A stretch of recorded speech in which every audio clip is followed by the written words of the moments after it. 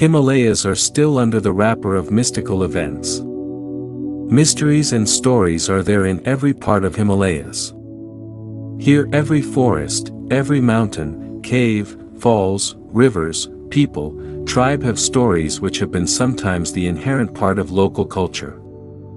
More than 200 ethnic groups and tribes are there who are living and staying in Indian Himalayan regions, and all those stories, mysteries, and beliefs have been a part of their life.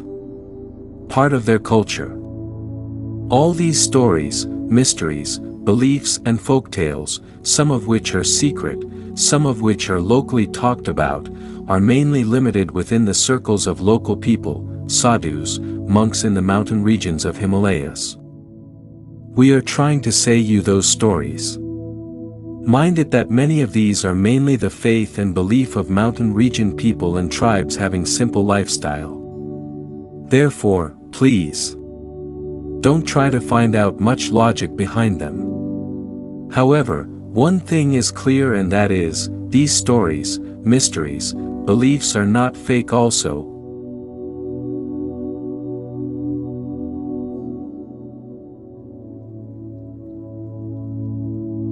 In India, on the lap of Himalayas, in Darjeeling district of West Bengal, there is the Singalila National Park and one of its highest peaks, Phalut.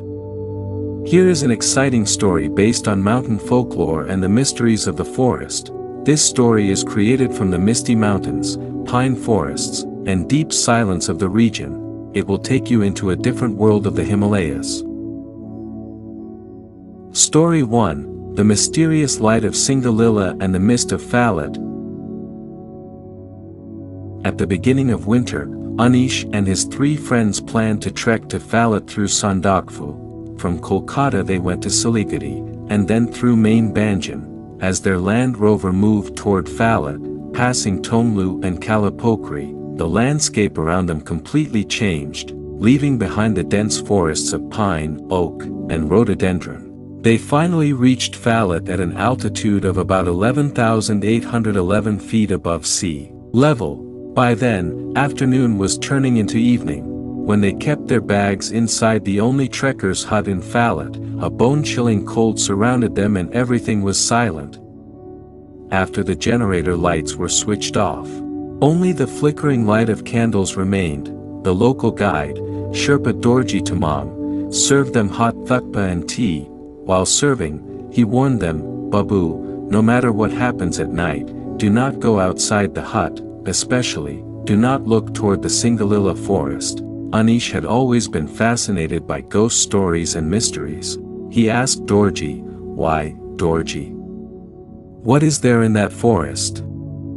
A leopard or a red panda?" Shaking his head seriously, Dorji replied in Bengali with a Nepali accent, "No, Babu. Animals stay there during the day.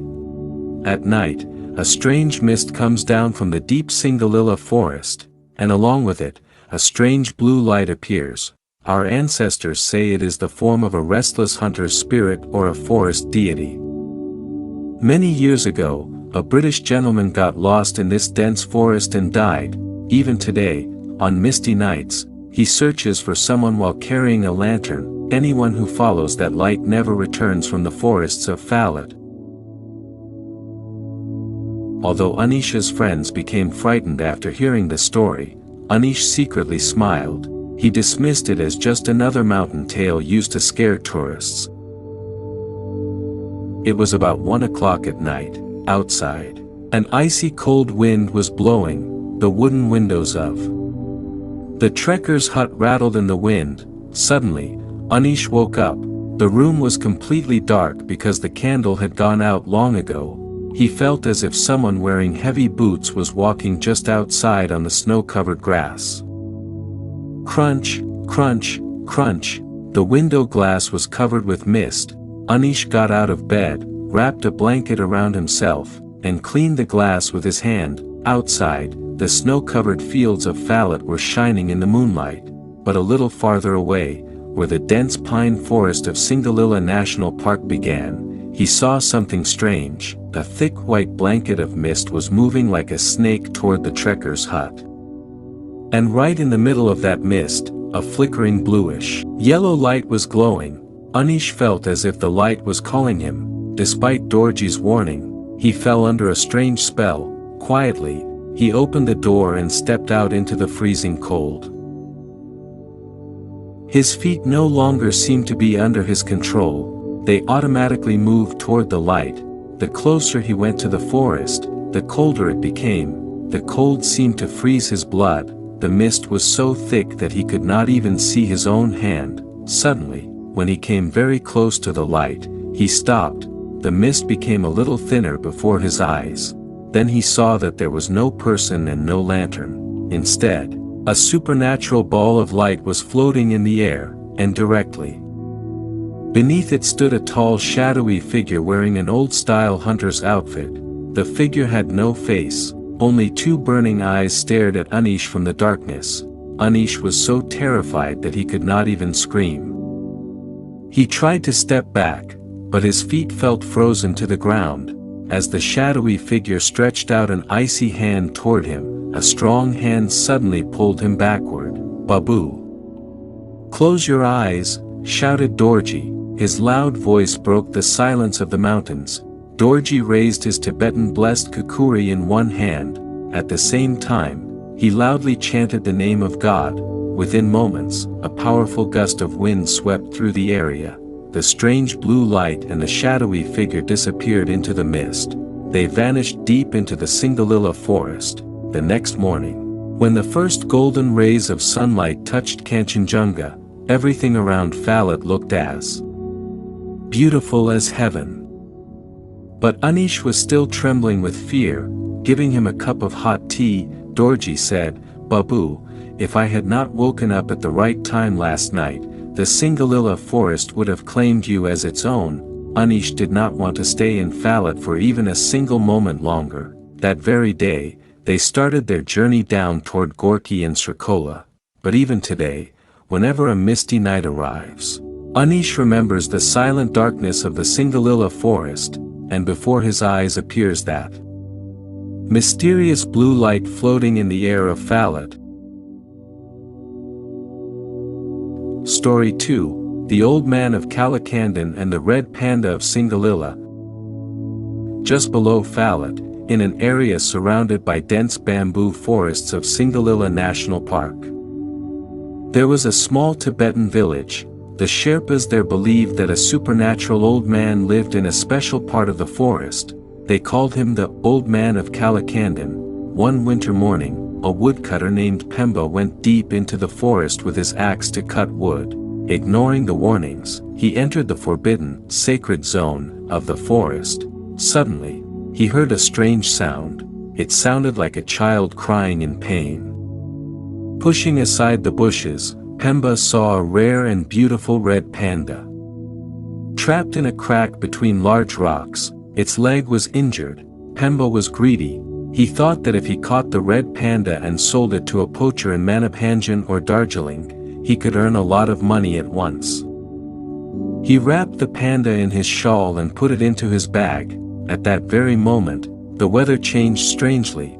Without any clouds, a thick mist suddenly covered the area and darkness fell all around. A strong smell of mountain oak wood filled the air. Pemba saw an extremely old man walking toward him through the mist. His hair and beard were as white as snow. He wore ancient Tibetan clothes. In his hand was a black sandalwood staff. In a serious voice, the old man said, "Pemba, return the child of the forest to the forest. What Singalila's nature gives is for saving life, not for business." Although Pemba was frightened, his greed for money remained stronger, raising his axe. He said, "Move aside, old man. I will not release it." The old man smiled calmly. Then he struck the ground with his staff. Immediately, the forest around Pemba seemed to come alive. Branches of trees moved like snakes and wrapped around his arms and legs. His axe and bag fell from his hands. The red panda came out of the bag and ran straight into the old man's lap.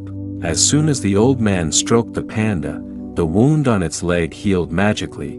Looking at Pemba, the old man said, "From today, you are a prisoner of this forest." The next day, the villagers went out searching for Pemba. They found him near the entrance of the forbidden forest of Singalila, but Pemba had completely turned into stone. A look of extreme terror was frozen on his face. Even today, local guides warn tourists while trekking to Phalut. They tell them never to harm any animal or bird of Singalila, because the old man of Kalakandan is still guarding the forest.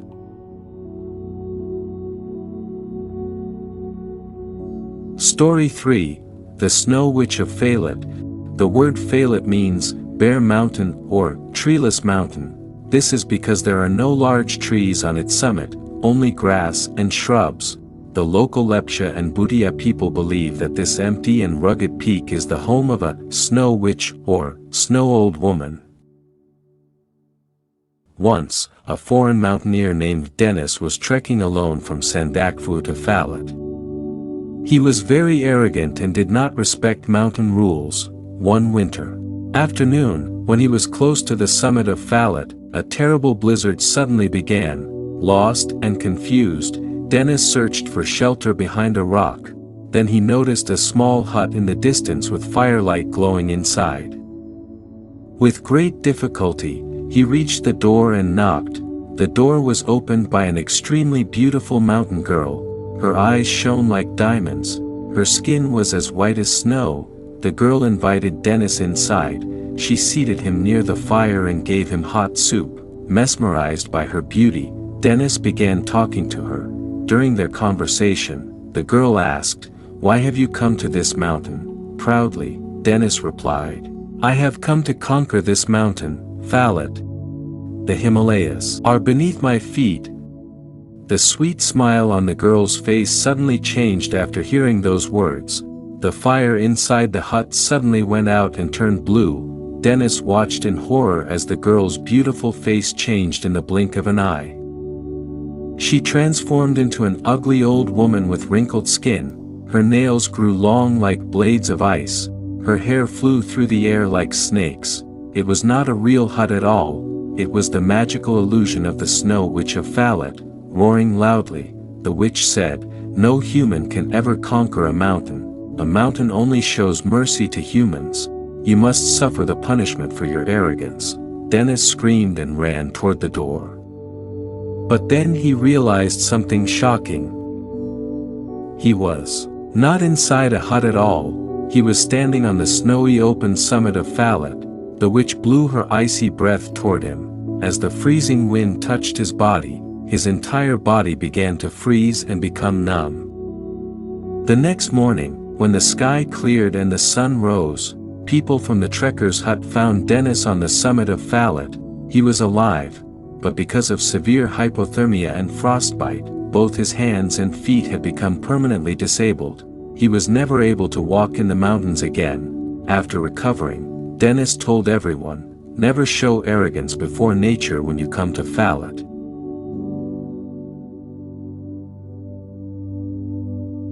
If you like this video, then please subscribe. Please share it with your friends, near and dear one. Also click the bell button so that you don't miss our next stories.